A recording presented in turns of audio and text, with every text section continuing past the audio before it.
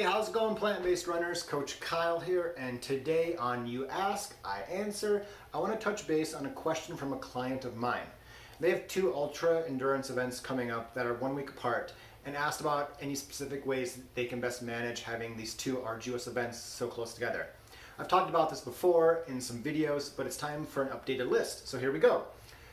This is also something that could be helpful in the case like of a Disney event where you have potentially like a 10K, a half, and a full marathon 3 days apart. So first up, I want to talk about curcumin. This is the bright yellow chemical that is found in turmeric, which is part of the ginger family. Ginger is, as you know, it's bright yellow. Some research has shown that taking in supplementations of about 1.5 grams of curcumin supplementation over 30 days blunted creatine kinase levels and decreased muscle soreness compared to the placebo group. So if you're not sure what creatine kinase is, it's an enzyme that is often used as a sign of muscle damage, and levels can rise after a heart attack, strenuous activity, or binge drinking. So taking some creatine kinase supplementation, taking some curcumin supplementation leading up to and through a multiple event period like this could potentially help mitigate some muscle damage, lower your perceived muscle soreness without hopefully negating or impacting the natural inflammatory response from the exercise. And next up, I want to talk about compression. I have no doubt that many of you probably already own compression socks. They're super common and they're super fashionable. One thing though that you need to really keep in mind is that there's a difference between calf sleeves, compression socks, and compression tights. Sleeves might help if you have like a shin, like a soft tissue injury, like your shin, your calf is sore, sleeves might help reduce that muscle movement and could potentially be a good idea. But when it comes to compression, the socks go from your toes all the way up to your knee, and your compression tights go all the way up from your ankles all the way up to your waist. So if we're talking about actual compression for recovery, go with socks or get a nice pair of compression tights. So there is one of, let's see. So one study that I found that was really actually quite interesting was that it was a compression sock, I think they used socks, not tights, and they had 33 participants.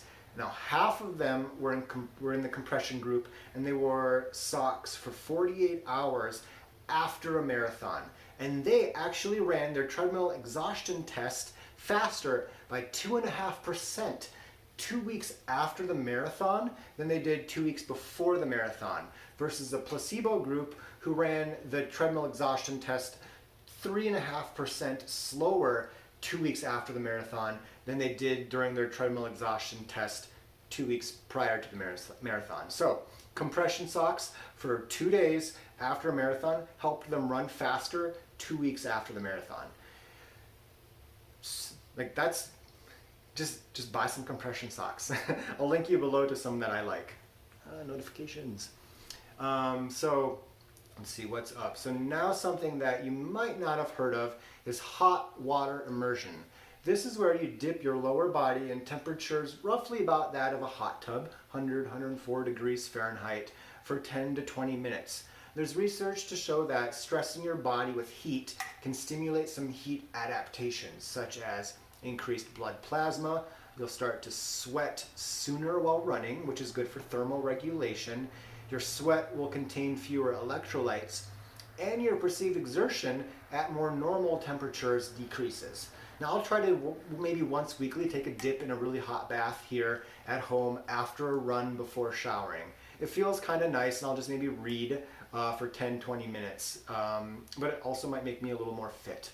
Another method that may work is simply doing a couple easy jogs during the hottest part of the day. And old elite American marathoner Benji Durden used to wear sweats during his workouts, and he ran pretty fast back in his day out in Atlanta.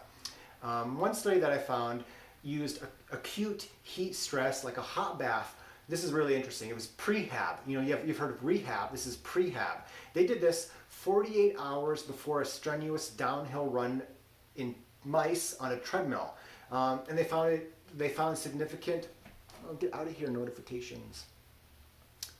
They found highly significant decreases in exercise-induced muscle damage, improved and accelerated recovery after the exhaustive treadmill test, and it actually promoted muscle gains rather than just left them as they would have been, such as the placebo group says. The placebo group experienced.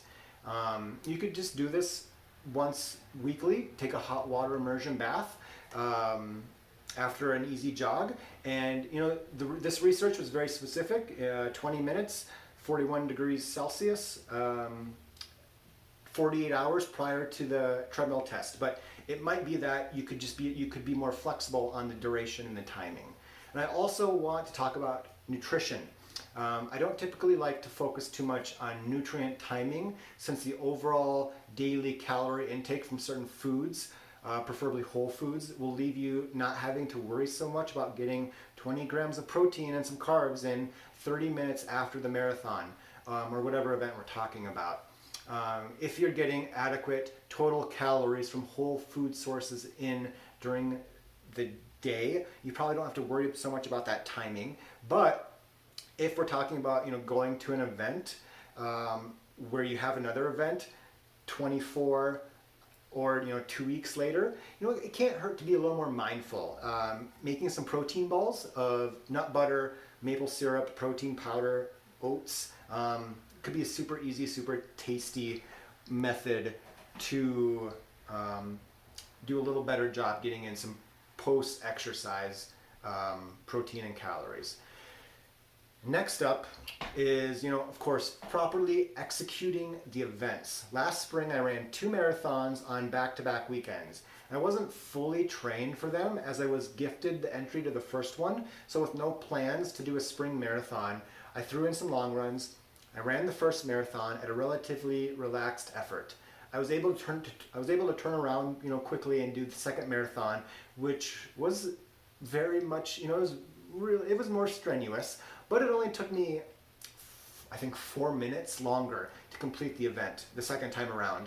And it was a much harder day. It was cold. It was like 40 degrees and raining versus 40 degrees and a beautiful day for the first one.